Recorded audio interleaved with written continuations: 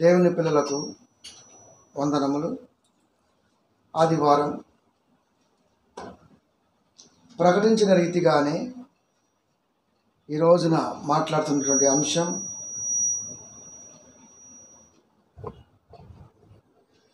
సగశుభ్రం జరాభద్రం. అంశం అర్థమైపోతుంది మనకి. ఇంకా అర్థం కావాలంటే ప్రియమైన దేవుని పిల్లరా, వచ్చిన తర్వాత పిల్లలకి స్నానం చేసుకునే బాధ్యత మనం అప్పగిస్తాం. వాళ్ళు వెళ్తారు, స్నానం చేసుకుంటారు, వస్తారు. ఏదో మన పనులు మనం ఉంటాం, పెద్దగా పట్టించుకోం. కానీ ఏదో ఒక రోజున చూసి మరలా వారిని స్నానాల గదిలోకి నెడతాం. వీపి తడవలేదనో, మట్టి పోలేదనో, కారణం ఏదైనా కానివ్వండి, చేశాను కదా అంటాడు, బాగలేదు అని అంటాం. మరలా స్నానానికి తీసుకెళ్తాం, లేదా మనమే తీసుకెళ్ళి 4 తోమి తీసుకొస్తాం. వాడికి అర్థమైద్ది, నేను చేసుకుంటే స్మూత్గా ఉంది, మమ్మీ వచ్చి చేసిందంటే మొత్తం తాటలు వేస్తుందని రెండోసారి జాగ్రత్త పడతాడు. ఆ ఛాన్స్ ఇక తల్లికి ఇవ్వడం. ఇది మనకు అర్థమైతే సంఘాలలో జరుగుతున్నటువంటి బోధన విధానం కూడా ఎవడూ పట్టించుకోనంత వరకు బాగానే ఉంటుంది. ఎవడో ఒకడు తల్లి స్థానంలో ఉండి నాలాంటోడు తగిలితే అప్పుడు ఖచ్చితంగా ఇలాంటి మెసేజ్లే పుట్టుకొస్తాయి. కనుక దేవుని మనసు అనేది అన్ని సంఘాలకు స్నానం చేయించే తల్లి లాంటిది. అది కాబట్టి ప్రియమైన దేవుని పిల్లలారా, అందరికీ దేవుడు ఆ బాధ్యతను ఇవ్వడు. యెరూషలేము గోడలు కూలిపోతే నెహెమ్యాకేం పని?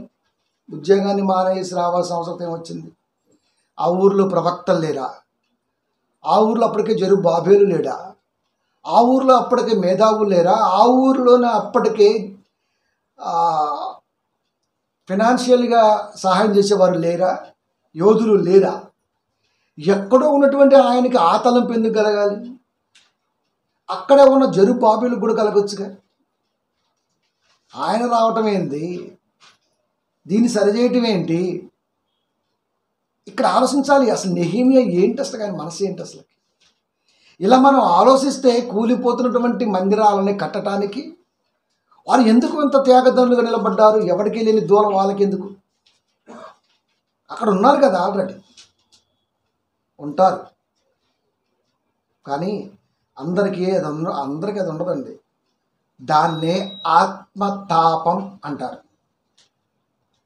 ఆత్మతాపం అంటే ఎవడికి కలగనిది, ఎవడు చేయనిది చేయటానికి ముందుకొచ్చే తలంపే ఆత్మతాపం.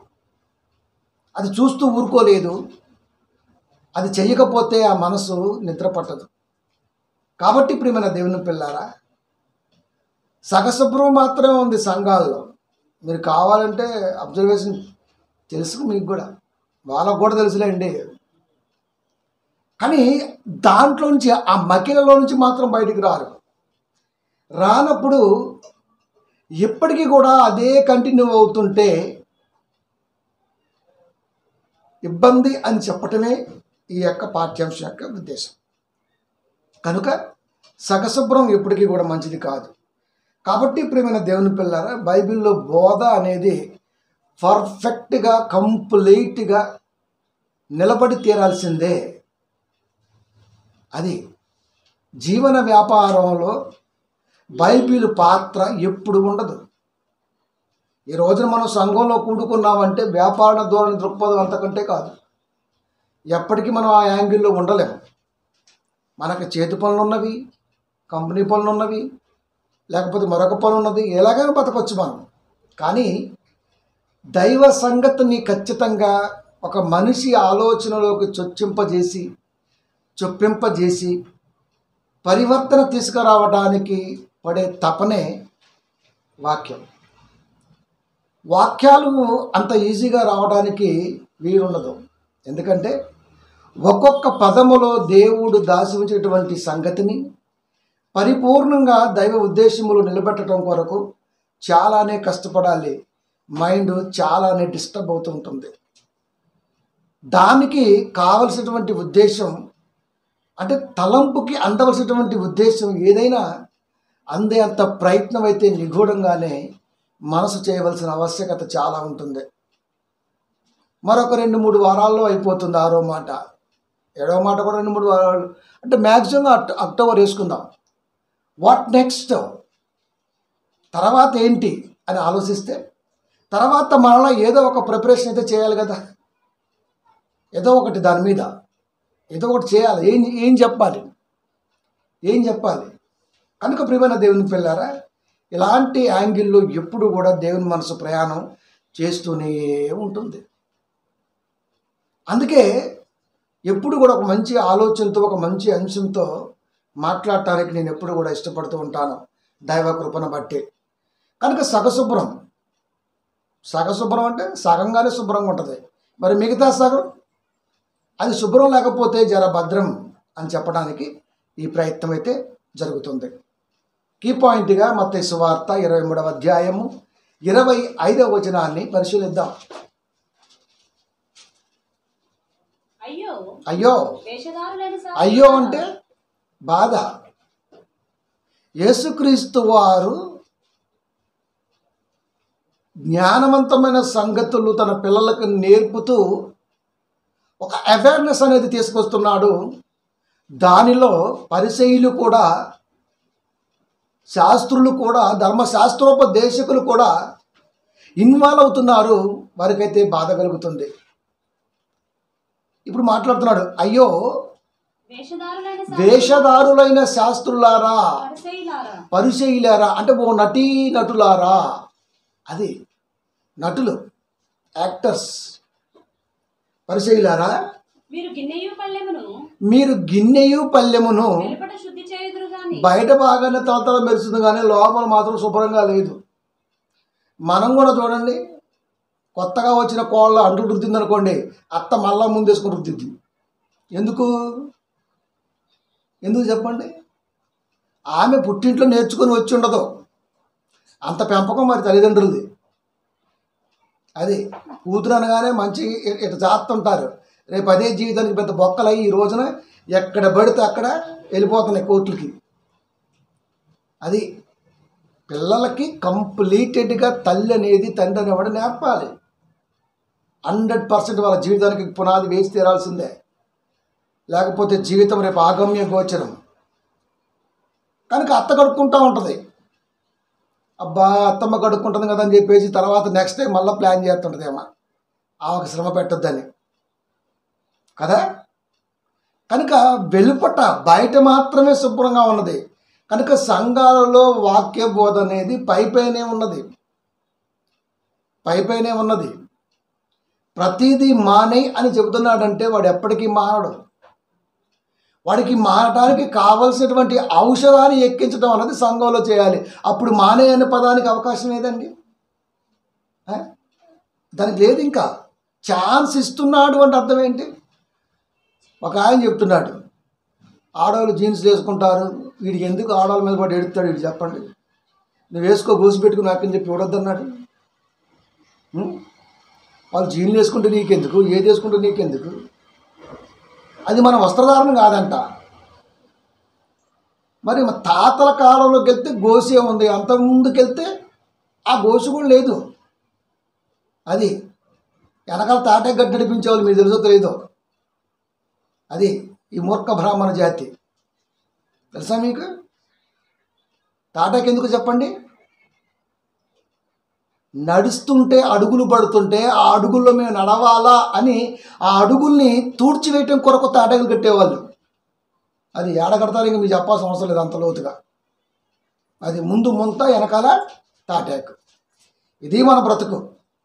ఎప్పుడు గత 60 ఏళ్ళు బ్యాక్కి వెళ్తేనే, 100 ఏళ్ళ అవసరం వెళ్ళాల్సిన అవసరం లేదు. ఇలాంటి దుర్మార్గత నుంచి ఈ రోజున మనిషి అనేవాడు పరివర్తన చెంది ఇంత గొప్పకు వచ్చినప్పుడు నువ్వు చెప్పవలసిన వాక్యం ఏంటి? నువ్వు ఆల్రెడీ వాక్యం చెప్పావనుకోండి, వాళ్ళు ఎలా ఉండాలో వాళ్ళకి ఆటోమేటిక్గా అర్థమైపోద్ది. అది వేసుకోవద్దు, ఇది వేసుకోవద్దు. దాంట్లోనే పంజాబీ ఉంది. మరి బోండా నేను మాకు దాంట్లో మైసూర్ ఉంది కదా, తినమాకు. మరి ఇడ్లీ నీది కాదు, బోండా నీది కాదు, ఉప్మా నీది కాదు. ఇవన్నీ ఎక్కడి నుంచో వచ్చినాయి, వెస్ట్రన్ కంట్రీస్ నుంచి. మరి తినమాకుండా ఉండండి. ప్యాంట్ వేస్తాడు, లాల్చి వేస్తాడు, బోళ్ళని వేస్తాడు, ఆడవాళ్ళ పది ఎడుతాడు. నీకు ఎందుకు ఆడవాళ్ళతో అసలుకి? ఇది ఒక బోధ.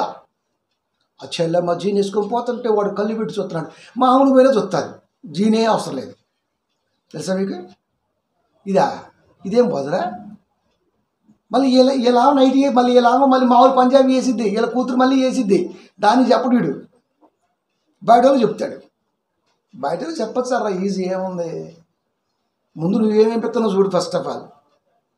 అది ప్రియమైన దేవుని పిల్లారా. అందుకనే బయట అంటే ఎలా ఉంటుంది బోధ? ఊరికి బట్టల మీద, ఊరికి బొట్ల మీద, ఊరికి పచ్చబొట్టు మీద. ఇయేనా బోధలంటే? ఇయేనా?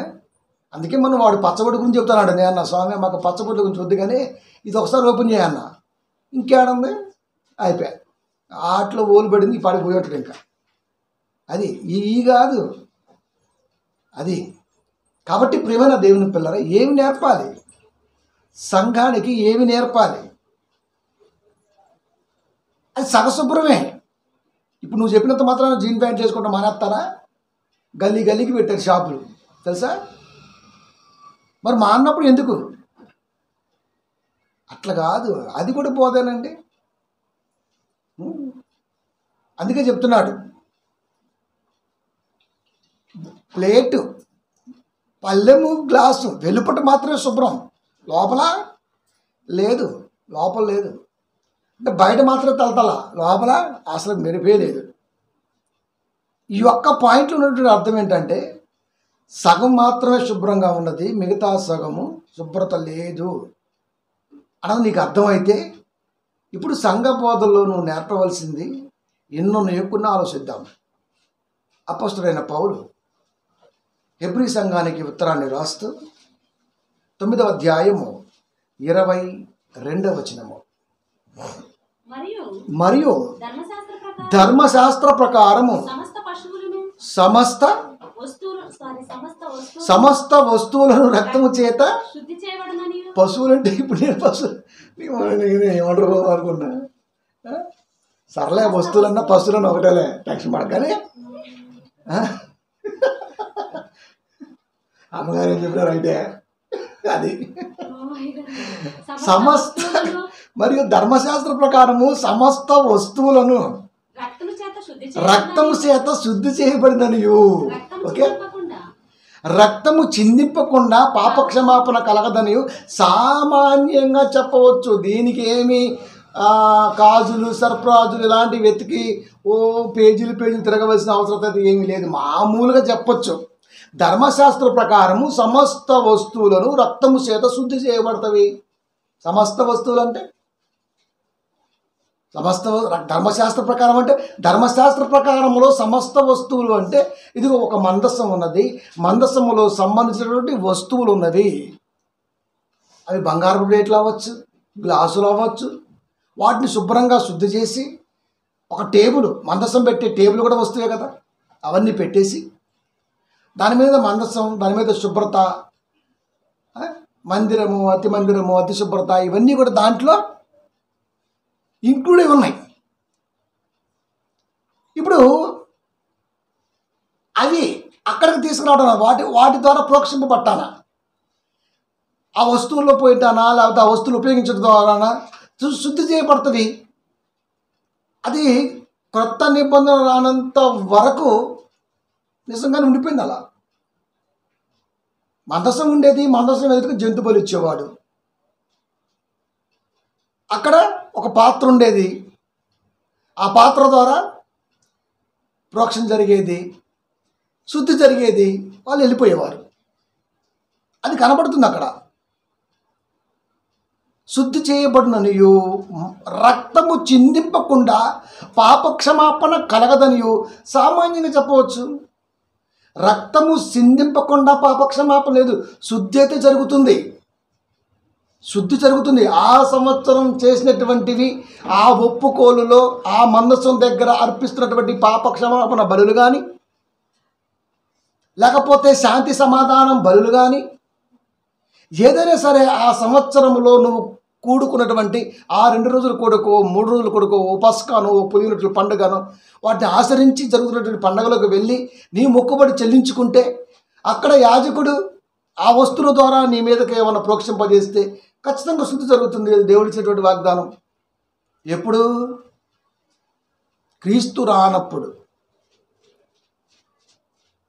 క్రీస్తు వచ్చిన తర్వాత మాట్లాడుతాడు. రక్తము చిందింపకుండా శుద్ధి జరుగుతుంది, కానీ పాప క్షమాపణ లేదు. శుభ్రంగా ఉన్నంత మాత్రాన రోగాలు లేవనా అనుకుందాం కొంచెంసేపు. శుభ్రంగా ఉన్నాం బాగానే, మంచిగా నీట్గా వాచిలు గీచి పెట్టి తిట్టంగా, కానీ లోపల మొత్తం ఒక 14-16 ట్యాబ్లెట్లు మింగేస్తూ ఉంటాం. ఎందుకు? డిసీజ్ వచ్చేసింది లోపలికి. ఇప్పుడు వాటిని నివారణ. శుభ్రం అయితే ఉంది, కానీ లోపలైతే లేదు. ఇది మనకు అర్థమైతే వాటి ద్వారా శుద్ధి జరుగుతుంది నిజమే, కానీ వాటి ద్వారా పాప క్షమాపణ జరగదు. అది వాటి ద్వారా జరగదు. అది మొక్కుబడి మాత్రమే. ఈ సంవత్సరం నైనా పంట బాగా పడితే నీకెంత ఇస్తా ఇచ్చాడు. హృదయ శుద్ధి అయిపోయింది అక్కడ. అంటే తన మనసులో ఏవైతే అనుకున్నాడో దాచుకోకుండా చేసాడు, అయిపోయింది. మరి పాప క్షమాపణ ఎలా కలుగుతుంది? తలంపుల శుద్ధి జరిగింది, కానీ పాప క్షమాపణ జరగదు కదా. రక్తము చిందించకుండా పాప క్షమాపణ జరగదు. కామనగా చెప్పొచ్చు, ఏమీ అవసరం లేదు. దీని గురించి పెద్దగా ఆలోచించాల్సిన అవసరం లేదు. చెప్పొచ్చా? చెప్పొచ్చు. ఈ మాట మనకి ఏం నేర్పుతుంది మరి? రక్తము చిందింపకుండా పాప క్షమాపణ కలగదు. మరి దీన్ని బట్టి ఏం జరుగుతుంది? వాడబడుతున్న పాత్రలు దేనికి సాదృశ్యం? మందసం దేనికి సాదృశ్యంగా ఇచ్చాడు? నిజంగా ఆ మందసమే ఉంటే ఈ రోజున ఒక దానికే చిన్న గుడి కట్టి ఒక పెద్ద టెంపుల్ కట్టేవాడే. అప్పుడు నేటి కాలంలో ఉన్నటువంటి వాడికి ఆ మందసానికి పెద్ద తేడా ఉండేది కాదు. కనుక ప్రియమైన దేవుని పిల్లరా, అలా కాదు. అలా కాకుండా ఆ వస్తువుల ద్వారా దైవ చిత్తం ఏదైతే ప్రబలుతుందో, మరొక దాని ద్వారా కూడా దైవ చిత్తం ప్రబలాలి అన్నది దేవుడు కోరుకున్నాడు. 9:23 కిందే, పరలోకమందున్న వాటిని పోలిన వస్తువులు, పరలోకమందున్న వాటిని పోలిన వస్తువులు. మందసం దేవుడు నివసించు స్థలం. ఇవి ఏం చూపిస్తున్నవి? పాత్రలు, బంగారపు పాత్రలు, వెండి పాత్రలు, ఇత్తడి పాత్రలు, గ్లాసులు, బోలాలు, కలచాలు, ఇవన్నీ ఉన్నాయి కదా. ఇవన్నీ ఏటికి సాదృశ్యం? పరలోకముందున్న వాటికి సాదృశ్యం. అంటే దైవ మందిరములో ఏవైతే కనబడతాయో వాటికి సాదృశ్యం. వాటి ద్వారా ఉపయోగపడుతున్నటువంటి ప్రతి క్రియ దేవుడికి ఇష్టమన్నంత రీతిలో కనబడుతుంది కనుక వాటికి సాదృశ్యం. అది సాదృశ్యమే కదా. అది చెబుతున్నాడు, పరలోకమందున్న వాటిని పోలిన వస్తువులు. అంటే పరలోకమందున్న వాటిని పోలిన వస్తువులు. మందసం అనగానే దేవుడు నివసించేది. దేవుడు నివసించేది ఎక్కడ అంటే పరలోకం. మందసము ఈజ్ ఈక్వల్ టు పరలోకం. అది దేవుడు నివసించే స్థలం. ఇట్టి బలుల వలన శుద్ధి చేయబడవలసి ఉండేను. ఇలా చేయటం వలన శుద్ధి గావించాలి. కానీ పరలోక సంబంధమైనవి అన్నాడు అక్కడ. చూడండి, అక్కడ పరలోకమందున్న వాటిని పోలిన వస్తువులు అని మాట్లాడి ఇప్పుడు మాట్లాడుతున్నాడు. పరలోక సంబంధమైనవి అంటే పరలోక సంబంధమైన వస్తువులు.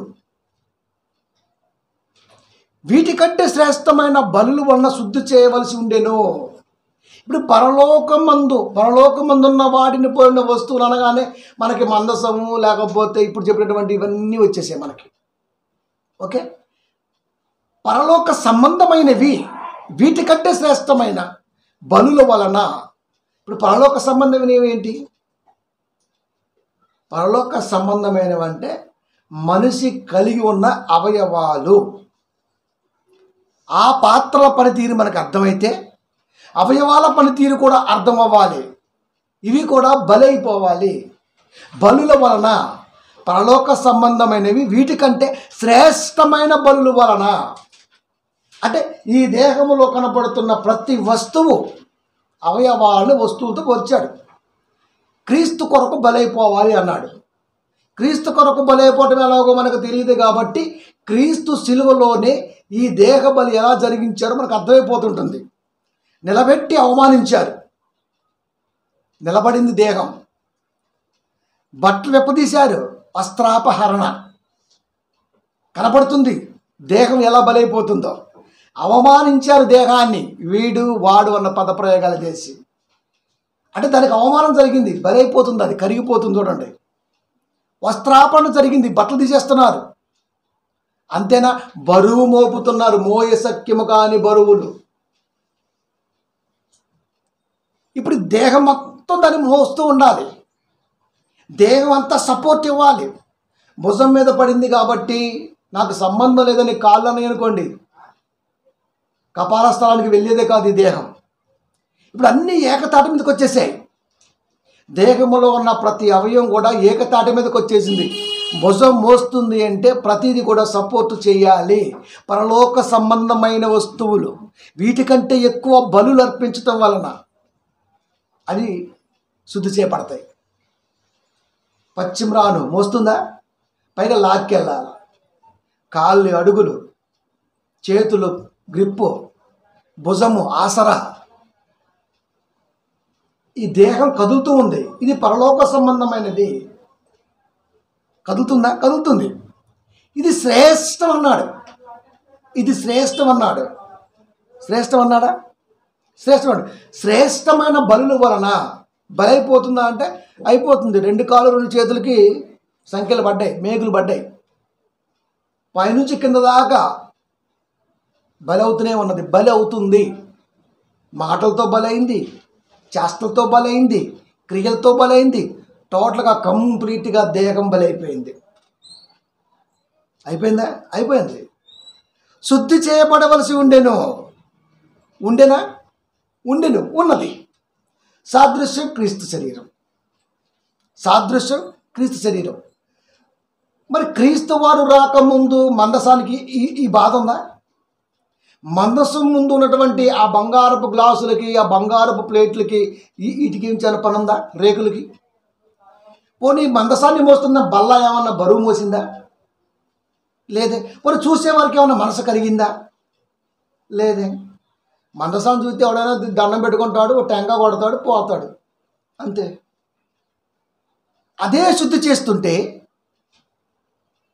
ఈ అవయవాలు, ఈ పరలోక సంబంధమైన వస్తువులు శ్రేష్టమైన బలులు. శ్రేష్టం అంటే శాస్త్రులకి నీతి ఉంది, పరిసయ్యులకి నీతి ఉంది. వారి నీతి కంటే మన నీతి ఎక్కువ ఉండాలి. అసలు వారి నీతితో మనం పోల్చుకున్న ఎక్కడ కనపడదేమో, వారికంటే కొద్ది కొందేమో అసలు మనకి ఎక్కడ లేదు. యేసుక్రీస్తు వారు చెబుతూ ఉంటారు, శాస్త్రుల నీతి కంటే, పరిసయ్యుల నీతి కంటే మీ నీతి అధికముగా ఉండాలి. వాళ్ళతో సమానంగా, వాళ్ళతో పాటుగానే కాదు. కనుక ఏ మందసానైతే ముందు పెట్టుకొని వీళ్ళు శుద్ధీకరణాన్ని ఆలోచిస్తున్నారో, ఆ మందసం అనేది పరలోక రాజ్యాన్ని సూచిస్తున్నప్పుడు అవయవాలన్నవి గొప్పగా బలులు అర్పించటం వలన అసలైన పరలోకాన్ని చూస్తుంది అని చెప్పకనే చెబుతున్నాడా? మందసంలో అయితే ఆ విధంగా శుద్ధీకరణ చేయబడింది, క్రీస్తు అయితే ఈ విధంగా శుద్ధీకరణ చేయడానికి సిద్ధపాటు కలిగి ఉన్నాడు. మరి మనకు కూడా అవయవాలు ఉన్నాయి, మరి మనం ఏం చేస్తున్నాం? 3 పాయింట్ల మధ్య నలిగింది ఇప్పుడు. సగశుభ్రం, మరి సగశుభ్రం అంటే అదే అర్థం.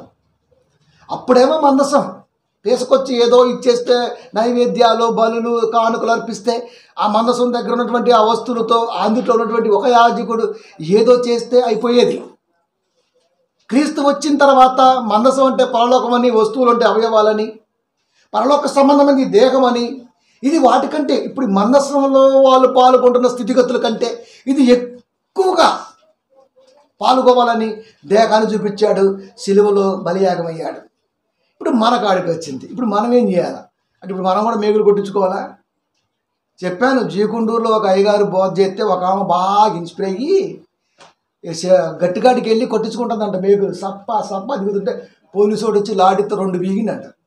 ఎవడురా బోధ నేర్పింది, ఎవడరా ఈ బోధకుడు, ఇదేం బోధన అని. ఆయన బలి అయిపోతే నిన్ను మరి ఆయన బలి అయి చూపించింది నిన్ను బలి అవడం, నువ్వు బలి అయితే ఎవరు చేస్తారా సేవ? నువ్వు బలి అవడం ఏంట్రా స్వామి అసలుకి? అంటే బలి అనగానే బలి అంతే. ఇంకా అక్షరానికి బోధకుడికే తప్ప అక్షరంలో దాగి ఉన్న ఆత్మజ్ఞానానికి బోధకుడిగా లేడు. అంతే. బలి అనగానే బలి, అంతేనా? అంతే, అంతకు మించిన ఆవశ్యకతే లేదు. మరి అంటే అక్షరాన్ని చూస్తాడు, దాని ప్రకారంగా అదే చెప్తుంటాడు. ఇంకా అంత మించి ఎవడేం చెప్పలేండి. అక్షరం ఏముంది ఎవడో చెప్పడు, అక్షరం చదువుతాడు. బాగా ఉపయోగపడే కీర్తనలు ప్రియమైన దేవుని పిల్లలు చాలా బాగుంటాయి. నోట్లో పల్లీలు నవ్వినంత హాయిగా ఉంటుంది కీర్తనలు. అది చదువుతూ ఉంటాడు. ఇంకా అంతే, నా కొండ, నా వెండి, నా బండ, నా గుండె, ఏ చేస్తుంటాడు. ఇంకా అక్షరానికి బోధకుడు అలాగే బోధిస్తూ ఉంటాడు. కానీ అప్పుడుది, తర్వాత క్రీస్తుది, ఇప్పుడు నీది. అది పరలోక సంబంధమైనవి వీటికంటే శ్రేష్టమైన బలుల వలన శుద్ధి చేయబడవలసి ఉండెను. ఇప్పుడు పరలోక సంబంధమైన ఈ వస్తువులు వస్తువు ఎందుకన్నాడు? దేహాన్ని చెప్పండి. దేహం వస్తువేనా? ఇందుట్లో ఏదన్నా పోయిందనుకోండి, ఇప్పుడు నువ్వు డమ్మీ కొనుక్కుంటావు, అది వస్తువే. ఆర్గానిక్ సెంటర్ అని ఉంటుంది అక్కడ. అంతేగా ఆర్థోపెడిక్ ఆర్గానిక్ సెంటర్ అంటది. ఇక ఆడ పోతుంది. ఇంకా ఆ మొక్కల షాపులోకి వెళ్తే మొత్తం మొక్కలు ఉంటాయి. ఆ సెయి క్లిప్పింగ్ 4 లక్షలు అంతే. వేసుకోవటం, 2 పూసుకోవటం, లాక్కోవటం, ఇంకా సెయి క్యాలు ఉంటుంది. దాంట్లో శ్రవణం ఏమి, అది వస్తువు. అంటే అలా ఉంటావా నువ్వు? అంటే అలా చూడాలా ఆయన? ఎలా? కనుక ప్రియమైన దేవుని పిల్లరా, వీటికంటే శ్రేష్టమైన బలుల వల్ల శుద్ధి చేయబడవలసి ఉండాలి. అంటే ఇవి పరలోక సంబంధమైనవి కాబట్టి ఇవి ఎలా శుద్ధి చేయబడతాయి? గోలు పెరిగాయి కాబట్టి గోలు గీక్కుందాం, అయిపోయిందా? ఈ శుద్ధులు కాదు, ఇది బుద్ధులు. బుద్ధి, ఇది స్నానం చేయడం అనేది బుద్ధికి సంబంధించింది, శుద్ధికి సంబంధించింది కాదు. అది శుద్ధి వేరే. అది బుద్ధితో కలిగిన తలంపే శుద్ధికి మార్గం కాదు. రైట్? కాబట్టి ఇప్పుడు మన దేవుని పిల్లరా, మరి వాటిని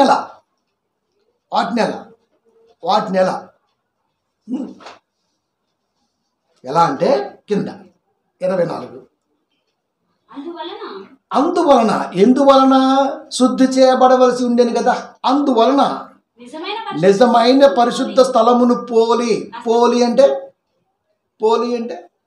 ఎప్పుడు అర్థం? పోలి అంటే నన్ను పోలి అన్నాడు. అంటే అర్థం ఏంటి? మాదిరి ఇస్ ద మెంటర్. అది నిజమైన పరిశుద్ధ స్థలమును పోలి, మాదిరి. నిజమైన పరిశుద్ధ స్థలానికి మాదిరి హస్తకృతమైన పరిశుద్ధ స్థలములో క్రీస్తు ప్రవేశింపలేదు. అంటే ఈ మందస ప్రయోగాలలో ఆయన ప్రవేశింపలేదు. నిజమైన పరిశుద్ధ స్థలం ఏదైతే ఉన్నదో దానిలోకి ప్రవేశించాడే తప్ప మందసం పెట్టినటువంటి స్థలములోకో, మందసం ఉంటున్నటువంటి దేవాలయములోకో ఆయన ప్రవేశింపలేదు. అది చెబుతున్నాడు. నిజమైన పరిశుద్ధ స్థలమును, ఆనాడు మామూలు మందసాన్ని వేరేవాడు కానివాడు పట్టుకుంటేనే కాలిపోయాడు. అది మరి అది నిజమైంది కాదా? అప్పటికి నిజమైంది. అది క్రీస్తు రానప్పుడుకి నిజమైంది. అది మందసాన్ని పట్టుకోలే, మందసం మోస్తున్నటువంటి కాడిని పట్టుకుంటేనే కాలిపోయాడు కాకిలాగా. అది నిజమే కదా. మరి నిజమే. ఇక్కడ అంటున్నాడు, నిజమైన పరిశుద్ధ స్థలమును పోలి హస్తకృతమైన పరిశుద్ధ స్థలములో. అంటే హస్తకృతం అంటే నువ్వు కట్టుకున్న దేవాలయములో దేవుడు కొరకు చిన్న గది కట్టించుకున్నావే మందసం పెట్టడానికి, దాంట్లో గది. ఆయన దాంట్లోకి ఎందుకు వెళ్ళాడు? దేవాలయములోనికి వెళ్ళి దేవాలయములో ఉన్నటువంటి ఆయన ఈ దేహాన్ని పరలోక సంబంధమైన ఆలయంగా ఎలా మలుచుకోవాలో అని చదివే గ్రంథం మందస స్థానంలో పెట్టాడు దేవుడు. ఒకప్పుడు మందసమే ఉండేది, ఇప్పుడు దేవాలయాల్లో మందసాలు లేవు. సొలొమోను కట్టించి దేవాలయంలో మందసాలు లేవు. కట్టడంతే దేవాలయాన్ని. అంటే డెవలప్ అవుతుంది, అది పెద్ద కట్టుబడేశాడు. ఇప్పుడు దానిలో ఏం పెట్టారయ్యా అంటే ధర్మశాస్త్రాన్ని పెట్టాడు. ధర్మశాస్త్రాన్ని పెట్టడం వల్ల అంటే దేవాలయానికి ఎందుకు వస్తావయ్యా నువ్వు అంటే ధర్మశాస్త్రము చదువుకోవటానికి. అది చర్చికి ఎందుకు వస్తాం? బైబిల్ ఇంట్లో కూడా చదువుకోవచ్చు. చర్చికి ఎందుకు వస్తాం? ఇది పరలోకానికి ఎలా చేర్చాలో నేర్పటానికి నేర్పబడుతున్నటువంటి ప్రక్రియ. అందుకు మనం చర్చికి వస్తాం. అందుకే వస్తాం మనం. పరలోక ప్రయాణానికి కావలసినటువంటి స్టెప్స్ని బిల్డ్ చేసుకోవటం కొరకు సంఘానికి వస్తాం. అంతే తప్ప ఏది తక్కువైందా అని అడిగి అది పుంజుకొని లోకంలోకి వెళ్ళిపోయి మళ్ళా గింజుకొని రావడానికి కాదు. ఇక్కడ అడుగుతావు, పుంజుకుంటావు, లోకంలోకి వెళ్తావు, పాటు చేసుకుంటావు, గింజుకుంటావు, మళ్ళీ సంఘానికి వస్తావు. ఇది కాదు. ఈ సైక్లింగ్ పద్ధతి అన్నది సంఘ వాతావరణంలో ఎప్పుడు కూడా పనిచేయదు. అది చెప్పేవాళ్ళు చాలామంది ఉన్నారు. నీ అవసరం వచ్చి దేవుడి దగ్గర మొరపెట్టు. దేవుడి దగ్గర అంటే ఇప్పుడు దేవుడు ఎక్కడ ఉంటాడని చెప్పాడు. ఇక్కడ దేవుడు ఎలా ఉంటాడో చెప్తాడు. అంతేకాని దేవుడు ఎందుకు ఉంటాడండి? సంఘాల్లో దేవుడే ఉండడం. సంఘాలలో దేవుడు ఎలా ఉంటాడో అన్నది నేర్పడానికి సంఘం. సంఘంలో దేవుడు ఎందుకు ఉంటాడండి? సంఘాల్లో నువ్వు ఉంటావు. సంఘానికి నువ్వు రావాలి. బళ్ళో జ్ఞానం ఉందా? బళ్ళో ఎందుకు జ్ఞానం ఉంటుందండి? బళ్ళో చెప్పే టీచర్లో జ్ఞానం ఉంది. అదే టీచర్ చెట్ల కింద చెప్పినా జ్ఞానం ఉంటుంది. బిల్డింగ్లో చెప్తే జ్ఞానం ఉండదు. అదే టీచర్ ట్యూషన్లో ఎక్కడ చెప్పినా ఓ 10 చెప్పినా జ్ఞానం ఉంటుంది. మరి బళ్ళో అంటారు నేను ఇందులో చదివానండి కలెక్టర్ అంటుంది. మరి ఇందుట్లో చదివితే కలెక్టర్ అవ్వలేదురా నువ్వు. ఇందుట్లో ఉన్నవారు చెప్పిన దాన్ని చదివితే కలెక్టర్ అయ్యావు. అది ఈ స్కూల్లో చదువుకున్నావు, రైట్, అంతవరకే. అంటే వాడబడుతున్న మాట చూడండి ఎలా ఉంటుందో. కనుక సంఘంలో ఏముంటుందయ్యా అంటే పరలోక ప్రయాణ జ్ఞానం. దానిలో ఉపదేశకుని యొక్క ఉపదేశ సారం ఇది సంఘంలో ఉంటుంది. అది దేవుడు ఉండ కాబట్టి శుభ్రంగా అవసరం లేదు అంటవా? లేదు. మనం ఉండేది ఏదైనా శుభ్రంగా ఉండాలి. అది ఇల్లు అయినా, సంఘమైనా, ఒళ్ళైనా, గుళ్ళైనా, ఏదైనా కానివ్వండి. శుభ్రత గురించి మాట్లాడలే ఇక్కడ కదా. కాబట్టి నిజమైనటువంటి పరిశుద్ధ స్థలమును పోలి అస్తకృతమైన పరిశుద్ధ స్థలములో క్రీస్తు ప్రవేశింపలేదు. నిజమైన పరిశుద్ధ స్థలము ఇది అని ఆయన రాలేదు. మాదిరి, దానికి మాదిరి ఇది అని చెప్పట్లేదు ఆయన.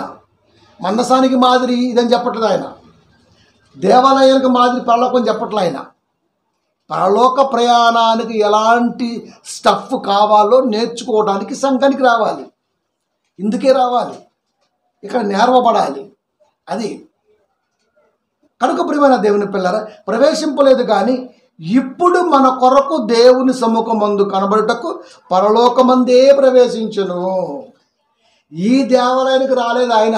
ఈ దేవాలయానికి వచ్చి తన గురించి ఏమి రాయబడిందో గ్రంథపు చుట్ట తెప్పించుకొని పరిచారకుడి ద్వారా చదువుకొని బయటకు వెళ్ళి జ్ఞానాన్ని నేర్పి శిష్యరికాన్ని ఏర్పాటు చేసి అనేక మంది లోకంలోకి పంపి తన బాధ్యత ఎంత ఉన్నదో అంత నిర్వర్తించి అప్పుడు కదా శిలువ యాగానికి ప్రయత్నం జరిగించి ముందుకెళ్ళాడు. టపటపటప వెళ్ళిపోలా, ఎన్నో జరిగించి వెళ్ళాడు. అక్కడికి వెళ్తున్నాడు, నేర్చుకుంటున్నాడు, బయటకు వస్తున్నాడు, జరిగిస్తున్నాడు. మనం కూడా సంఘానికి వస్తున్నాం, ఇంటికి వెళ్తున్నాం, బయటికి వెళ్తున్నాం, మనకి ఏమీ ఉండదు. అంతే. ఎందుకంటే మంచి క్లాసికల్ బిజినెస్ సెంటర్ ఉందంటే అది చర్చియే. క్లాసికల్ బిజినెస్ సెంటర్ ఇది. తెలుసా మీకు? మట్టి అంటకుండా బ్రతికే ఏకైక అద్భుతమైన ఏసీ క్యాబిన్ ఏదైనా ఉందంటే అది చర్చి. పాస్టర్ గారికి ఏమంటుంది మరి? చెమట కూడా పట్టదు తెలుసు మీకు? అదే ఎందుకు అంత బాగుంటుంది మరి. అది అది ఎప్పటికీ కూడా సగం మాత్రమే. ఆ మిగతా సగం డేంజర్ జోన్లోనే నిలబడిపోద్ది.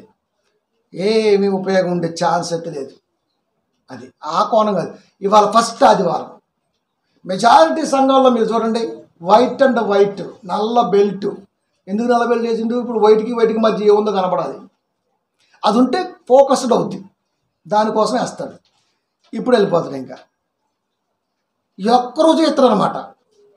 ఇక మిగతా 3 వారాలు క్రీస్తు రక్తములో పాలిభాగస్తులు చేయడు. అంటే అర్థమేంటి తెలుసా? అసలు మీకు పరలోకానికి చేర్చని రాని వాడు డైరెక్ట్గా చెప్పేస్తున్నాడు. క్రీస్తు శరీరములో పాలిభాగస్తులు కానప్పుడు కూడుకున్నప్పుడు వాడు పరలోక ప్రయాణానికి దేవుడు రేపు లెక్క అడుగుతాడు. నీ బ్రతుకు కాలంలో సంవత్సరానికి 52 ఆదివారాలు అయితే 52 ఆదివారాలలో నువ్వు ఎన్నిసార్లు వాళ్ళు పొందారా? 12 సార్లు. ఆ 12లో మీ అత్త వచ్చిందనో, మీ అమ్మ వచ్చిందనో, మీ ఆవిడ పోయిందనో, నువ్వు పోయి ఉంటావు ఎన్నోసార్లు సంఘం మానేసి. 70, 45, 50 ఇంకా చెప్పలేము. మహా అయితే 30 సగమే. సంవత్సర కాలం 365 రోజులు నువ్వు ఆప్రాలు 30 సార్లు తీసుకుంటావా నా కొడుకు జ్ఞాపకాన్ని, వ్యాపకాన్ని? అంతే. ఎమ్మట ఒక ఆమె వచ్చింది, శాపదేశపు రాణి. ప్రభువా అంటది, అమ్మో నేను దండం పుల్ల పెట్టమా తల్లి. శాపదేశపు రాణి ఎవరుకుంటున్నాం మనం? పుల్లలు పెట్టిద్ది. అది తెలుసా? అందరు లిస్టు నిలబడితే శాపదేశపు రాణి పుల్ల పెట్టిద్ది. ఖండం దాటి వచ్చి నేను సొలొమోను కాళ్ళ దగ్గర నేర్చుకుంటే నీకు కంఠకావరం ఎక్కింది. నువ్వు దగ్గరగా ఉన్న సంఘములోనే సంవత్సరానికి 30 సార్లు మాత్రమే క్రీస్తులో పాలుభాగస్తులయ్యావు. అలాంటి నీకు ఎలా దక్కిద్ది అని అందించింది అనుకో, దేవుడు ఏమికి ఓటేస్తాడు. అప్పుడు ఏం కావాలి? భయానక పరిస్థితి రాకముందే క్రైస్తవుడు చాలా జాగ్రత్తగా నిలబడిపోవాలి. క్రీస్తు శరీరం ఇవ్వడానికి సమయం లేదంట. అది అందుకని నెలకొకసారి ఇస్తాడంట. మరి ఏం పొడుతాడు మీరు చెప్పండి? 10:30కి ప్రార్థన పెట్టుకుంటాడు, 3ంటికి అయిపోద్ది. ఏం చేస్తాడు చెప్పండి? ఏం చేస్తాడు? ఆ మార్తల్ని మరి ఎలా పెడతాడు? వాడికి ఏ బుద్ధి జ్ఞానం ఉండదు కదా. ఆ జాతి ఆడజాతి ఒకటి ఆడ తయారైద్ది. మరి వాటిలో ఏమైనా జ్ఞానం ఉందా అంటే వాటికి అసలు జ్ఞానమే ఉండదు. అయ్యగారు చెప్తే బోలు ఉండేస్తాయి అంతే. ఇంకా సప్పిడి చూస్తే దాంట్లోనే వస్తాయి, మనం కూడా చూడం. అది వచ్చి పెడుతుంటాం, తింటుంటాం. అది ఇప్పుడు ఏం చెప్పిండి మర్చిపోతాం. ఒక్కసారి నిలబడి సంఘంలో అడగాలి ఆడవాళ్ళు, అయ్యా బొమ్మ పెడుతున్నాం బాగానే ఉంది, మరి వాక్యం పెట్టాలి మాకు అనాల. అంత జ్ఞానం ఎవరికి ఉంటుందండి? అసలు ఆడవాళ్ళకి జ్ఞానం ఉండదు ఫస్ట్ ఆఫ్ ఆల్. అది ఉన్న అంత జ్ఞానంగా ఎదగలేరు. అది సెకండ్ మైనస్. ఎదుగుతారంటే ఎదగరు. దాన్ని మెయింటెనెన్స్ ఉంటారు, వాళ్ళు ఉండరు. వీళ్ళొక్కరోజు మాత్రమే సాంబార్లో జైలు ఫుడ్ పెడతాడు.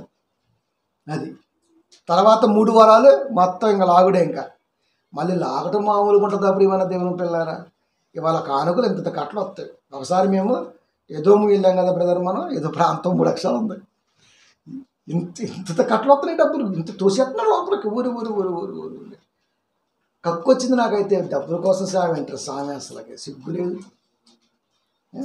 నెలకొక్కసారి కట్టలు ఎత్తేయటం ఏంట్రా? మరి డబ్బుల కోసం కావాలంటే ఏదైనా పెట్టుకోవచ్చురా. పెండమ్ముకున్న కూడా వచ్చేస్తారా బాబా. అవి తెలుసా తెలియదు? తెలుసా మీకు? అది ఇలాంటి వ్యవహారం చేయకూడదు చర్చిలో. అది చర్చి అంటే ప్రయాణానికి నేర్పగలిగేది మాత్రమే, సొమ్ముతో ముడిపడేది కాదు. ఎప్పటికీ దాన్ని అసలు యాక్సెప్టే చేయడం. అలాంటి సంఘంలో ఉన్న మీకు దండం, మీరు పోయినట్టే. ఇంకా దండేటే మీ బతుకులకి ఇంకా సమస్య లేదు. అది ఏమాత్రం కూడా సమస్య లేదు.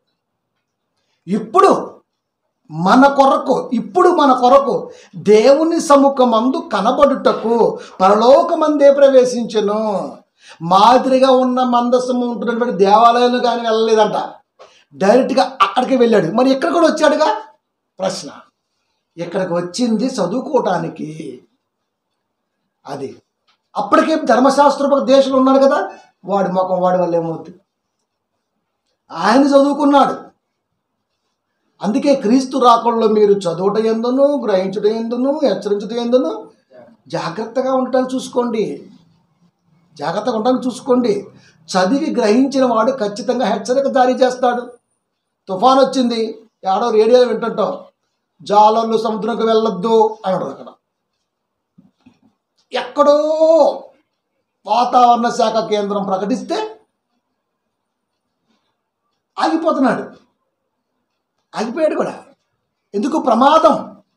సముద్ర ఉపరితలంపై ఎలాంటి సుడిగుండాలు ఏర్పడే ప్రభావం ఉండదో సముద్రంలో వెళ్ళేవాడికి తెలియదు. సముద్రం మీద నుండి శాటిలైట్ ద్వారా చూసేవాడికి అర్థమవుద్ది. అందుకు వెళ్ళొద్దు అంటాడు వాడు. చాలామంది మూర్ఖంగా వెళ్ళారు, వెనక్క రాలా, సుడిగుండంలో పోయారు, మింగింది ఆపాడ.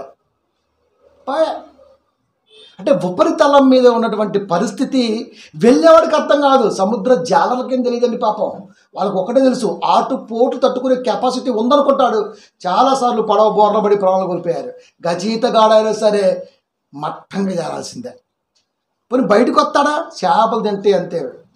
ఏ చెరువులో పడ్డా ఏట్లో పడ్డా రావచ్చేమో, కానీ సముద్రంలో పడితే చాలా కష్టం. ఎందుకు? చేపలు ఉంటాయి, అవి తింటాయి, వాటిని మనం తింటాం. అంటే అర్థం ఏంటి? మనిషిని బీక తింటున్నాను అర్థం ఇండైరెక్ట్గా. అది రైట్. అందుకే చెబుతున్నాడు, వాడికి తెలియదు ఉపరితలం పరిస్థితి ప్రభావం.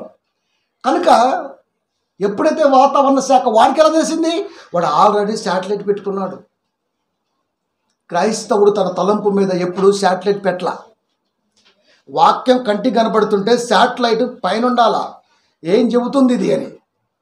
వాక్యం సముద్రం అయితే శాటిలైట్ సముద్ర పైన ఉన్నటువంటి పరిస్థితిని చూపించగలిగేది ఆ గ్రాఫ్ గీత ఉంటుంది. అది వెళ్ళొద్దు అని ఖచ్చితంగా రిస్ట్రిక్షన్స్ పాస్ అవుతాయి, ఆంక్షలు వచ్చేస్తాయి.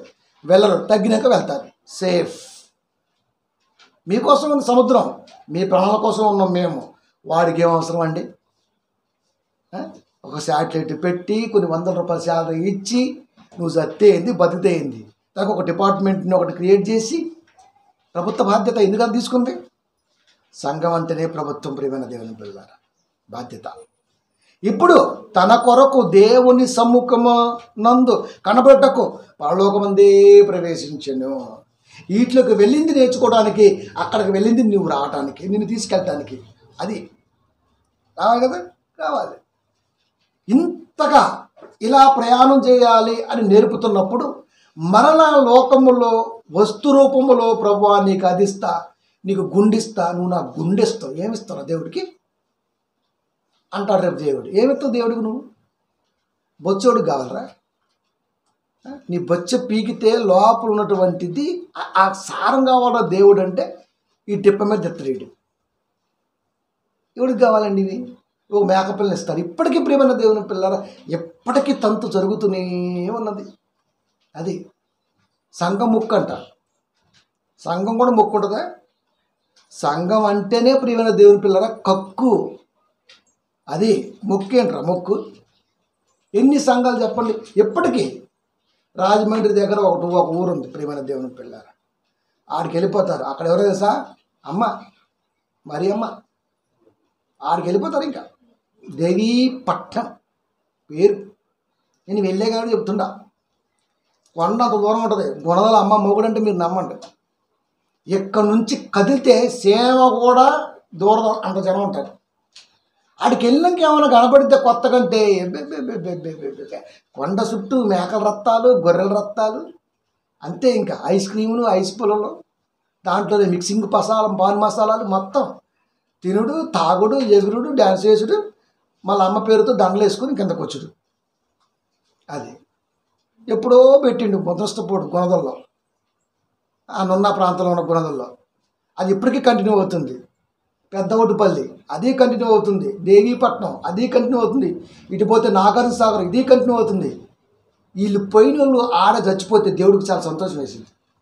అప్పుడప్పుడు పడుతుంటాయి దేవుడు దర్శనానికి వచ్చారని. నిజమే. ఎందుకు? అసలు లేని చోట ఏం పనిరా నీకు? ఎన్ని చెప్పినా మారాడు. ఇంకా ఏదో మొక్కుంటాడు, దరిద్రం నా తల దిగాలి ప్రభు అని మొక్కు. ఎంత బాగుంటుంది. నరికి పారేస్తారంతే అక్కడ. ఎవడో చేసిందంటే ఓకే. సంఘంలో కూడా కాపరి నోట కూడా ఇదేం మొక్కుబడి వచ్చిందంటే ఇంకా దాన్ని బోధ అంటారా ఏమంటారండి? చెబుతున్నాడు. ఎంత జ్ఞానమైన మాట అండి, సమాజానికి అవసరమైన మాట. అది ఇంకా ఉపయోగించకపోతే ఏముంటుందండి? అయినా రాయిలో ఏముంటుంది ప్రియమైన దేవుని పిల్లరా? రాయిలో ఏముంటుంది మీరు చెప్పండి. 9:25 కిందే హెబ్రీ. అంతేకాదు ప్రధాన యాజకుడు పెద్ద అయ్యగారు. ప్రధానం అంటే మెయిన్ అయ్యగారు. ప్రధాన యాజకుడు ప్రతి సంవత్సరము మనం మొక్కుబడి ఎప్పుడు కోరుకుంటే ప్రతి సంవత్సరం పంటొత్తే నీకెత్తా. పంటొత్తే నీకు ఇస్తావా? నువ్వేం పండావు? నీ పొలంలో పంట ఎవడికి కావాలరా? 40 బత్తాలు పండితే నీ ముష్టికి 1 ఎకరం తీసి 30 సార్లు ఎక్కేస్తావు. అది మూల పెడతారు. మరి కలపడ తెలిసే మీకు పంట మీరు చూడండి, ఏమన్నా రైతు ఇచ్చేటప్పుడు ఏమన్నా ఇచ్చేటప్పుడు దాన్ని ప్రత్యేకించి ఒక మూల పెడతారు. ఎందుకు?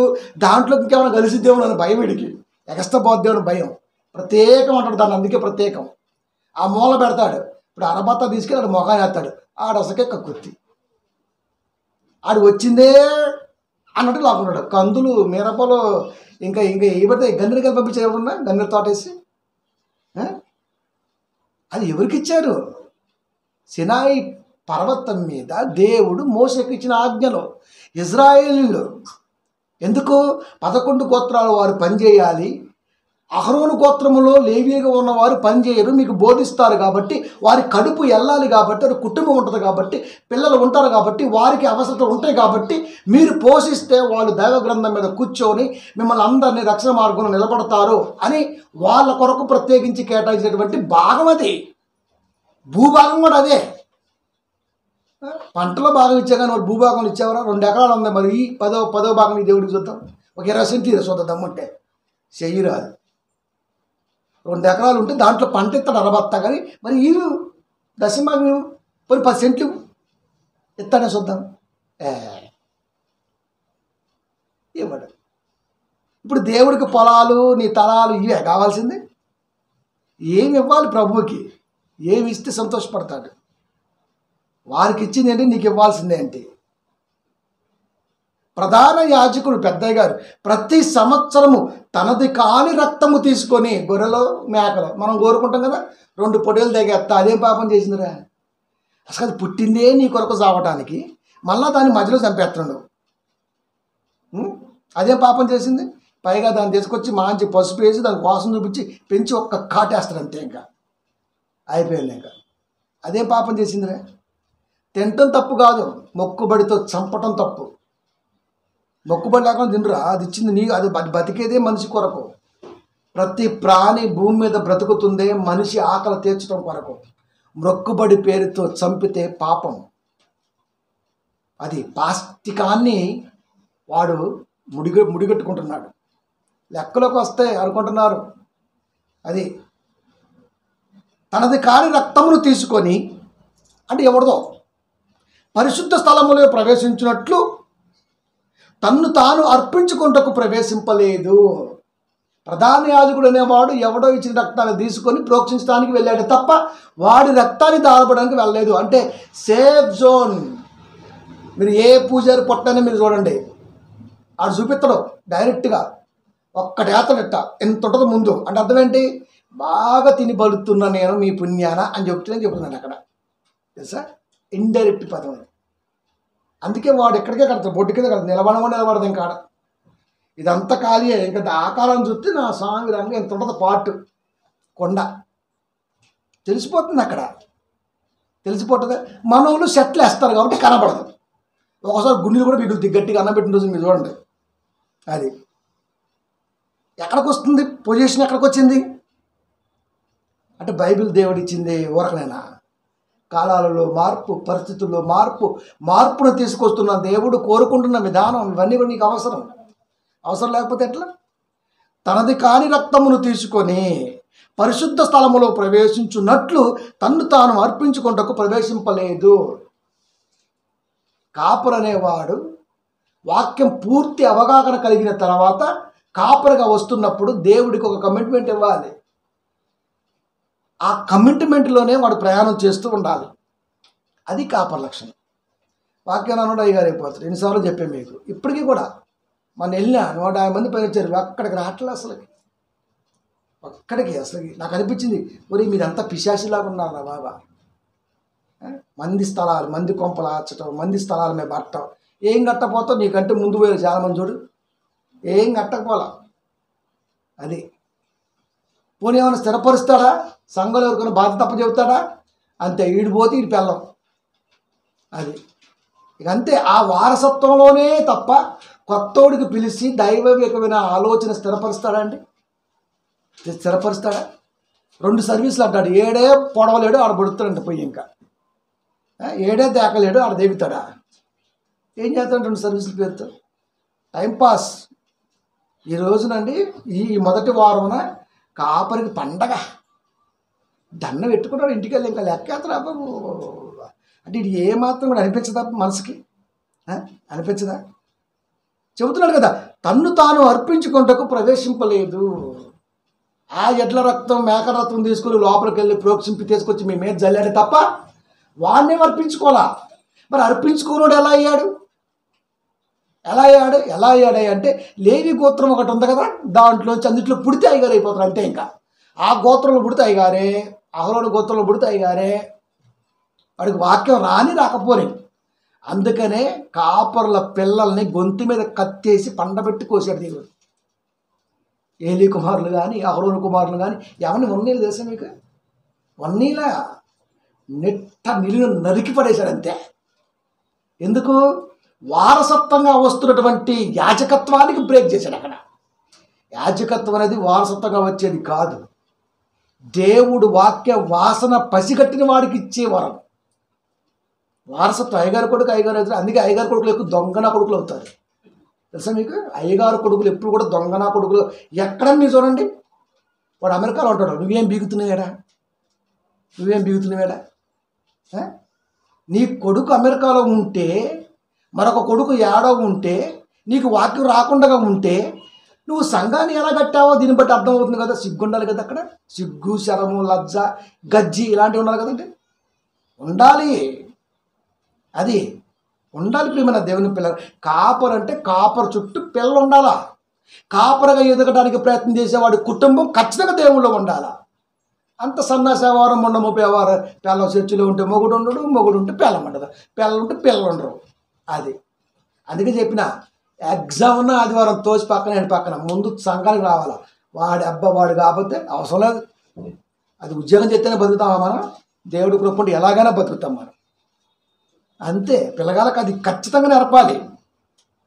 టైం ఖచ్చితంగా ఫ్యామిలీ ఎంటైర్డ్ అడుగు పెడితే ఖచ్చితంగా దిగిపోవాలి అది కుటుంబం లోపలికి. అప్పుడు కృప అన్నది వర్ధిల్లింపజేస్తుంది.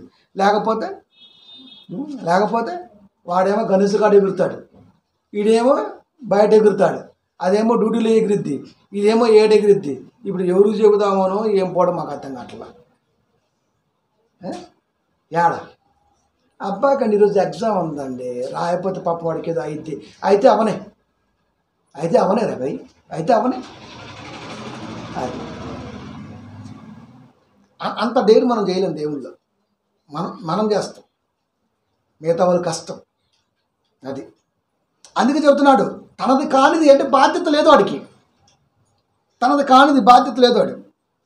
అంతే. ఇంకా బాధ్యత లేనప్పుడు నీకేం చెప్తాడండి? అయ్యా పలా చోట మొక్కుపడింది, అమ్మ 2 బస్సులు పెట్టు, మాట్లాడతాం, అందరం సంఘం అంతా రావాలి, అనౌన్స్మెంట్ చేస్తారు, అంతే అయిపోయాయి. వీటి సొమ్యం అయింది. మంచిగా అయ్యగారికి జనం ఇరికి కూర్చున్నా అయ్యగారికి మాత్రం సీట్ ఎత్తారు పాపం. ఎందుకంటే ఆడికి అటు మెసేజ్ కావాలి కదా. మరి ఒళ్ళు నిలబడదు, నడువు నిలబడదు, ఇవన్నీ మా ఐదారు రోగాలు ఉంటాయి లోపల. అది సంఘస్థ చాలా బలంగా ఉంటారు. కాపరికి అన్ని రోగాలు. నిలబడితే కీళ్ళ నొప్పులు, కూర్చుంటే నడువు నొప్పులు, డిస్కులు పనిచేయవు, రిబ్బులు పనిచేయవు, అంత బుస్కే. కాపర్ బాడీ అంటే కసకసలు ఆడాలి సూచి లోకంలో. ఓరి నీ ముద్రస్తపు బాడీని వేసుకొని ప్రభు కొరకు ఇది అర్పితం. ఎవడికి కావాలరా? రోగిష్టి బాడీ దేవుడికే. నీ అవయవాలు మరొకడికే పని చేయట్లేదు, దేవుడికి ఏం పని చేస్తాయి? బైబిల్ గట్టిగా మొయ్యలేదు, కళ్ళతో బైబిల్ గట్టిగా చదవలేదు, నడువు నిలపలేదు, ఇట్ట వంగిపోతుంటుంది అంతే. 20 ఏళ్ళకు వంగిపోతుంటుంది. దేవుడు నేర్పట్లే, పౌష్టికంగా పుష్టిగా దేహాన్ని నిలబెట్టుకోవాలి నేర్పట్లే. అది దున్నపోతు తిన్నట్టు గడ్డి తిన్నట్టు తింటే ఎట్టండి? కాస్త మనిషిలాగా ఉండాలి.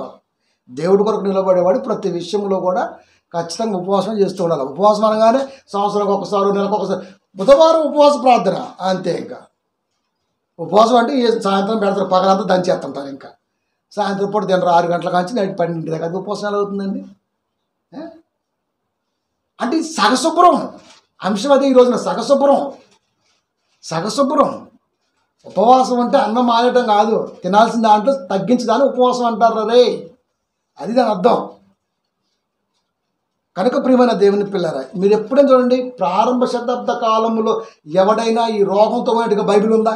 కళ్ళు బీకిచ్చిపోయారు, రంపలతో కోయబడ్డారు, కసకసలు ఆడింది బాడీ, అంత స్టిఫ్గా ఉన్నారు వాళ్ళు.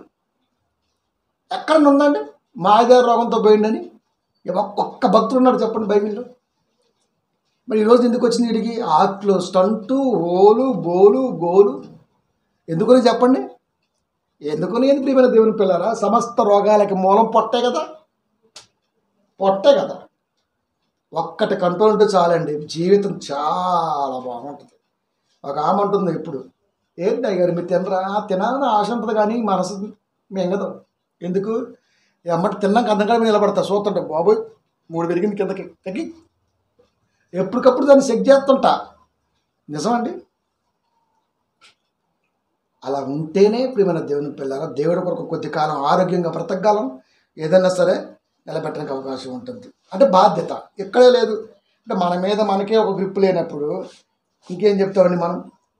అదే చెప్తున్నాడు, ప్రధాన యాజకుడు ప్రతి సంవత్సరము తనది కాని రక్తాన్ని తీసుకొని, ఇటు సొమ్యం పోయిందండి, ఇటు సొమ్యం పోయింది చెప్పండి, పరిశుద్ధ స్థలములో ప్రవేశించున్నట్లు తన్ను తాను అర్పించుకొనుటకు ప్రవేశింపలేదు.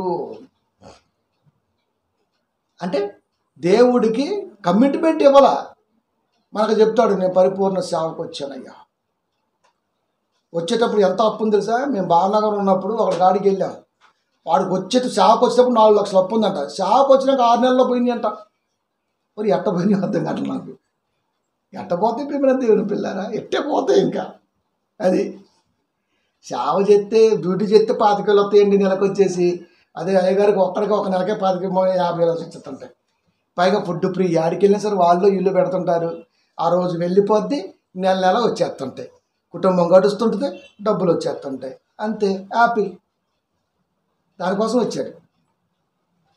అది మంచి బిజినెస్లే అండి. ఏదైనా సేవకు మెచ్చుకోవచ్చు అందరూ. ఇంకా వస్తూనే ఉంటారు, ఇంకా రావాలి కూడా, రావాలి. మీరు ఇలాగే సేవ చేయాలి, ఇలాగే ఉండాలి, సచ్చినాక మీకు అలాగే ఉండాలి. అది కాబట్టి ప్రియమైన దేవుని పిల్లరా, తన్ను తాను అర్పించుకుంటూ ప్రవేశింపలేదు. లేదు కదా, లేదు. లాస్ట్ మాట 9:26 కింద, అట్లైన ఎడల జగత్తు పునాది వేయబడినది మొదలుకొని ఆయన అనేక పర్యాయములు శ్రమ పడవలసి వచ్చును. ప్రతి సంవత్సరం కూడా ఇదే తంత అయితే అదే కదండి. మరి అదే కదా, ఇంకా అదే కదా, దాని అర్థం అదే కదా. జగత్తు పునాది వేయబడినది మొదలుకొని అనేక పర్యాయాలు అంటే ఎప్పుడు జగత్తు పునాది వేయబడింది ఇదే కంటిన్యూ అవుతుంటే ప్రతి సంవత్సరం అర్పించే బలు అర్పించైతే ఇక ఇదే కదా, ఇదే నడుస్తుంటుంది కదా పరిస్థితి.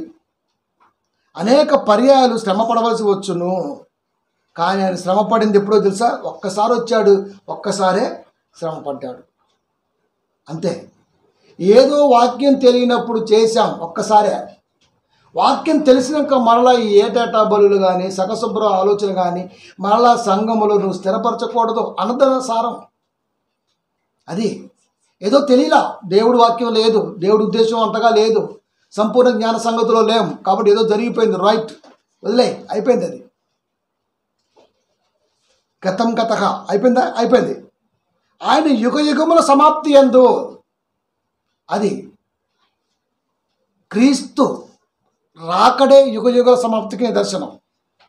తన్ను తానే బలిగా అర్పించుకోవడం వలన పాప నివారణ చేయుటకై ఒక్కసారే ప్రత్యక్షపరచెను.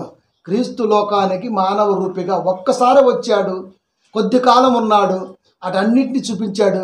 తర్వాత ఇవేమీ జరిగించడానికి వీల్లేదు అని చెప్పి లోకం నుంచి వెళ్ళిపోయారు. వెళ్ళిపోయిన ఆయనకి మనం ఇచ్చే గిఫ్ట్ ఏంటి ఇప్పుడు చెప్పండి? యుగ యుగాల నుంచి అదే జరుగుతుంది కదా. భూమి పుట్టినప్పటి నుంచి క్రీస్తు మరణించేంత వరకు ధర్మశాస్త్రం రన్ అవుతూనే ఉంది. ఆ రన్ అవుతున్న ధర్మశాస్త్రంలో నుంచి అనేక సంగతులు నేర్పుతూ ఇది కాదు పాపక్షమాపణ నివారణ, అది జస్ట్ ఆలోచనకి ఉద్దేశమే, నువ్వు ఆలోచిస్తావని చెప్పాడు అని చెప్పుకుంటూ రాలేదా? ఎంతోమందిని జ్ఞానవంతులు చేయలేదా? శిష్యులుగా తీర్చిదిద్దలేదా? సువార్త నేడు మన కొరకు రాలేదా? వచ్చిన తర్వాత కూడా పాప నివారణ చేయటానికి ఇది కూడా ఒకటి మానేయాలి అని చెప్పడం, వాటిలో భాగం ఇది. ఈ భాగాన్ని కూడా మీరు వద్దనుకోవాలి, ఇలాంటి మొక్కుబడులు అలాంటివి వద్దు అని చెప్పడానికి క్రీస్తు ఇంత త్యాగం చేయలేదా? అయినా మళ్ళీ ఎందుకు రొటేట్ అవుతుంది అంతా? ఎందుకు మళ్ళీ రిపీట్ అవుతుంది? ఎందుకు అవుతుందంటే మనకి కీ పాయింట్ అదే కదా. 23వ అధ్యాయం మత్తయి సువార్త 25వ వచనము. శాస్త్రులు పరిసయ్యులు ధర్మశాస్త్ర దేశకులు పైన మాత్రమే శుభ్రం చేస్తారు, లోపల శుభ్రం చేయరు. అంతే. ఇప్పుడు ఆ బలులు పెద్దగా ఏం కనపట్లేదు కదండి. నిజమే, బలు కనపట్లేదు, కానీ బలి అయిపోయిన వాడు లేడు కదా సంఘంలో. బలి అయిపోయిన క్రీస్తు గురించి ఆలోచన చేసేవాడు లేడు కదా సంఘంలో. శరీరం తీసుకోకపోయినా కూడా అదే లిస్టులోకి వస్తుంది కదా. రక్తం అందకపోయినా అదే లిస్టులోకి పడుతుంది కదా. పాప క్షమాపణ నిమిత్తమే క్రీస్తు తన శరీరాన్ని మాదిరిగా రొట్టెనిచ్చి రక్తాన్నిచ్చి, ఇది కూడుకున్న ప్రతిసారి మీరు ఖచ్చితంగా దీంట్లో పాలి భాగస్తులు కావాలని నేర్పలేదా? నేర్పాడు కదా. మరి అదేది? సరే మంచిది, బలు అయితే తగ్గాయి అనుకుందాం. మరి ఇదేది? ఇప్పుడు ఏ సంఘంలో బలు లేవులేండి, ఎక్కడో ఒకటి ఉందిలే, సరే వాళ్ళు కూడా మానేస్తారు, రైట్, మేము కూడా అగ్రీ అవుతాం. మరి ఇదేది? ఇది కూడా లేదు కదా. మందసం ఉన్నప్పుడు పద్ధతి వేరుంది, క్రీస్తు వచ్చినాక పద్ధతి వేరుంది. క్రీస్తు పరలోకం వెళ్ళే పద్ధతి శరీర అవయవాలతో పెట్టినటువంటి స్థితి ఒకటి కనపడుతుంది. ఇక్కడ 3 కనపడ్డప్పుడు సరే, ప్రారంభంలో గొప్పగా బళ్ళు ఉన్నాయి, నేటి కాలంలో అంత గొప్పగా లేవు, కానీ ఎక్కడెక్కడ ఉన్నాయి అవి కూడా పోతున్నాయి, అంతరించిపోతున్నాయి. రైట్, 2 పోయినాయి, మంచిది. మరి 3వది ఏది? పాప నివారణ నిమిత్తము, పాప క్షమాపణ నిమిత్తము అర్పించుకున్న క్రీస్తు శరీరం సంఘాల్లో పంపకం ఏది? ఇది కూడా లెక్కలోకి వస్తుంది కదా. మరి అసలు ఇదే కదా, ఇక్కడికి రావాలనే కదా దేవుడు కోరుకుంది. అంటే యాజకుడు తన్ను తాను దేవుడికి అర్పించుకోలేదు. వాళ్ళ మామయ్య కాడికి వెళ్ళాడు, 4 రోజులు బైబిల్ నేర్చుకున్నాడు, వచ్చాడు, ఏడొక్కడ సంఘం పెట్టాడు, సంఘం రన్ చేస్తున్నాడు. అది అంతే, అయిపోయింది. ఎవడని అంతే. లేదా ఎక్కడికో వెళ్ళాడు, వాడి మాటిని ఏదో 4 రోజులు ట్రైనింగ్ చేశాడు, వచ్చాడు, పాస్టర్ అయిపోయాడు, అయిపోయింది. మరి ఇదేది? అంటే పరిపూర్ణ అవగాహన లేకుండా కాపురైన వాడు ఎప్పటికీ కూడా క్రీస్తు శరీరాన్ని సంఘానికి పంచలేడు. సగశుభ్రమే, నెలకొకసారి పెడుతుంటాడు. నువ్వు తిని ఇంట్లో ఒకసారి, నెలకొకసారి, అమ్మా నెలకొకసారి పెట్టు అని రోజుకు 3 పూటలు తింటావు. ఒక్కసారి తింటే యాగం, రెండోసారి తింటే భోగం, మూడోసారి తింటే రోగం. ఇప్పుడు ఎన్నిసార్లు తినాలి చెప్పండి? ఇప్పుడు ఒక్కసారి తింటే యాగం, రోజుకు ఒక్కసారి తింటే యాగం, సాక్రిఫైడ్, త్యాగం. రెండోసారి తింటే భోగం, అంటే ప్రియుడు. రెండోసారి తిన్నోడే లెక్కలోకి వేసాడు దేవుడు అక్కడ. ఇక మూడోసారి తింటే ప్రియుడు కాస్త రోగుడు, అయిపోయింది. కనుక ఎక్కడ పెట్టాడు చూడండి దేవుడు. అందుకే నువ్వు బాగా తినగలిగిన వాడువా, గొంతు కత్తి కట్టుకుంటాడు, అంతా పిపాసలే, వేసిపోటు అయితే దిగిపోతూనే ఉంటుంది అంతే.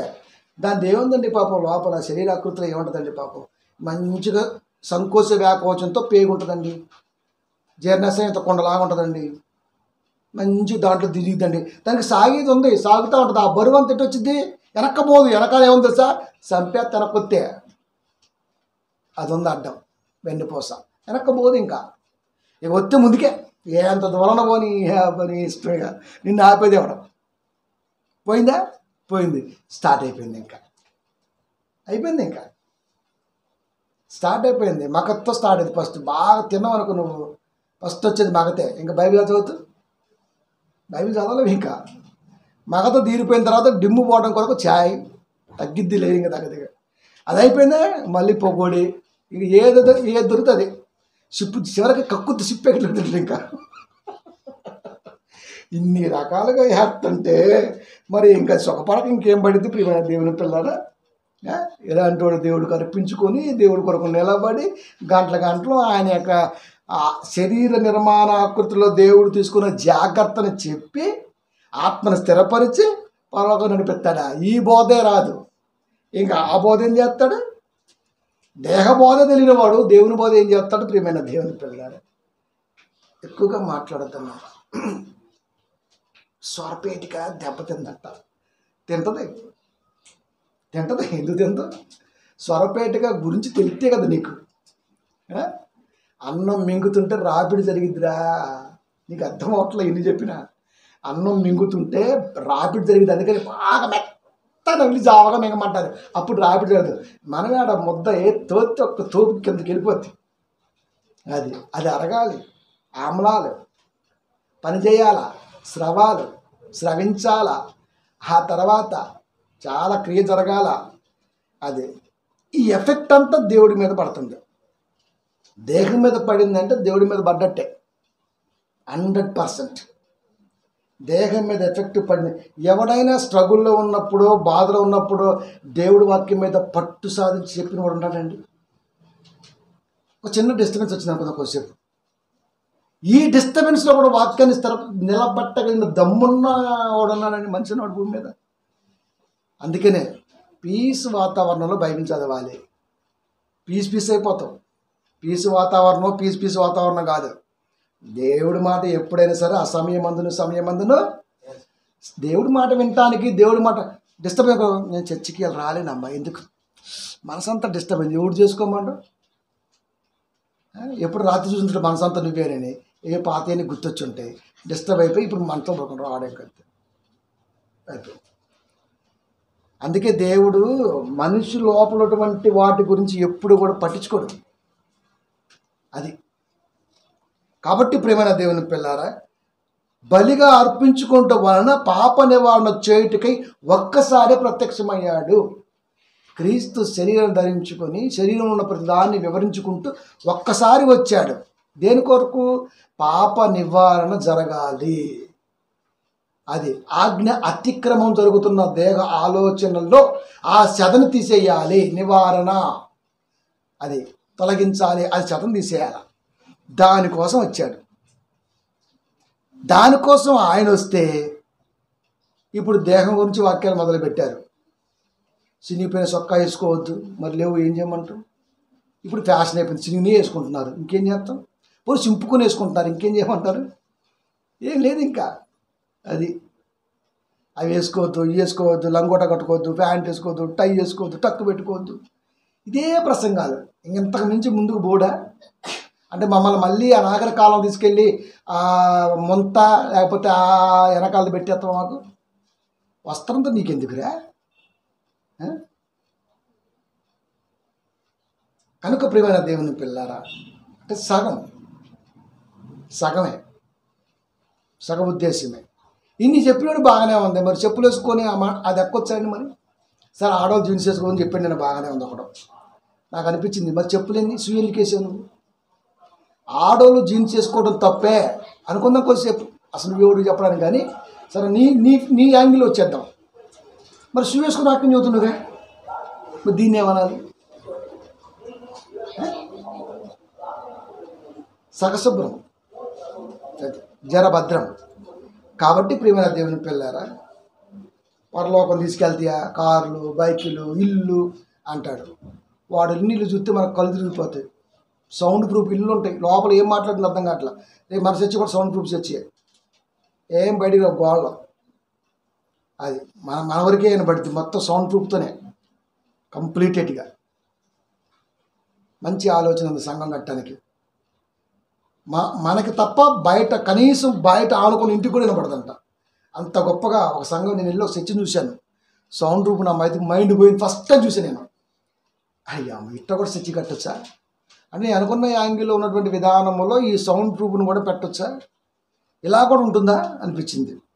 హై పిచ్ టెక్నాలజీ అది. అంటే దేవుడు ఇవన్నీ మనకు చూపిస్తున్నాడంటే ఖచ్చితంగా మనం కూడా అలాంటి యాంగిల్లో ఉండొచ్చు. కాబట్టి ప్రియమైన దేవుని పిల్లరా, ఎప్పుడైనా వాక్య పరివర్తన విభాగములో సగశుభ్ర బోధ ఎప్పుడు కూడా చేయకూడదు. అది చేయటం వలన ఇన్ని సమస్యలు తలెత్తుతాయి. అందుకని ఎబ్రీ సంఘంలో ఎక్కడికి వెళ్ళా ఈరోజు నేను మీకు జస్ట్ ఆ ఒక్క పాయింట్ చెప్పడం కొరకే ఈ ఎబ్రీలోనే మాట్లాడాను. 20 నుంచి 20 వరకు 5 వచనాలతో మాట్లాడాను. ఇలా ఉండగలిగితే ఆత్మను వంచి తల వంచి అప్పగించే పనిలో ఇది కూడా తొలగించుకోవడానికి అవకాశం ఉంటుంది. అన్నీ ఒకేసారి తొలగించుకోలేం కదండి, అన్నీ ఒకేసారి తొలగించుకోలేము. ఒక్కొక్కటి తొలగాలి. కాబట్టి ఇది కూడా ఆ వేలో ఆ ప్రయాణపు అంటే ఆ దినం వచ్చే సమయానికి మనలో ఇది కూడా లేకుండా చూసుకోవడానికి ఈ రోజున ఈ సమయంలో విత్తబడినటువంటి ఈ ప్రసంగం ఉపయోగపడుతుంది. ఒకేసారి తొలగించుకోవాలా మీరు అని చెప్పడు దేవుడు ఎప్పుడు కూడా. అందుకే ఆయుష్కాలాన్ని ఇచ్చాడు. ఎందుకో తెలుసా? ఈ ఆయుష్ కాలంలో ప్రతిదాన్ని కూడా ఒక్కొక్కటి నువ్వు వెనక్కి తీసుకుంటూ రావాలి. అది కనుక ఈ సమయంలో కూడా ఇదిగో ఇలాంటి ఒక బలి ఆలోచన ఉండి ఉంటే దీన్ని కూడా ఇది అవసరం లేదు కదా మనకి, ఎందుకు అనవసరం అన్నది పక్కకు పెట్టుకుంటే రైట్ ఒక స్టెప్ ఎక్కగలం. అది సగశుభ్రం కాదు, శుభ్రమే కావాలి, ఆఫ్ కాదు, ఫుల్ కావాలి. కాదు శుభ్రం అంటే ఫుల్గా ఉంటుంది.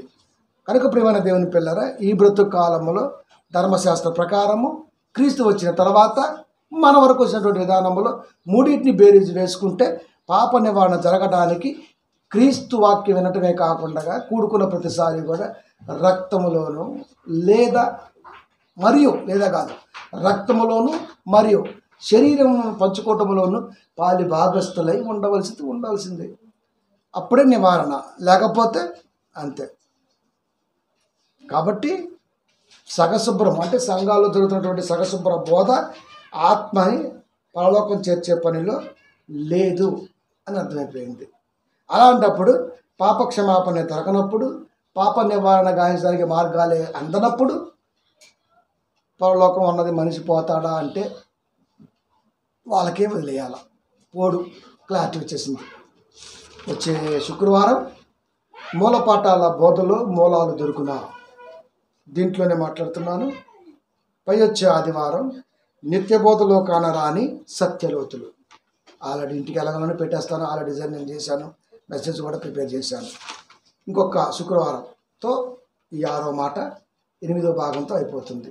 7వ మాటకి వెళ్దాం. 7వ మాట తదనంతరం 7 సంఘాల్లో జ్ఞానాన్ని మళ్ళీ ప్రపంచానికి పరిచయం చేద్దాం. దేవుడి చిన్న ఉద్దేశాన్ని దీవించి బలపరచునుగాక. ఆమేన్. ప్రార్థించుకుందాం.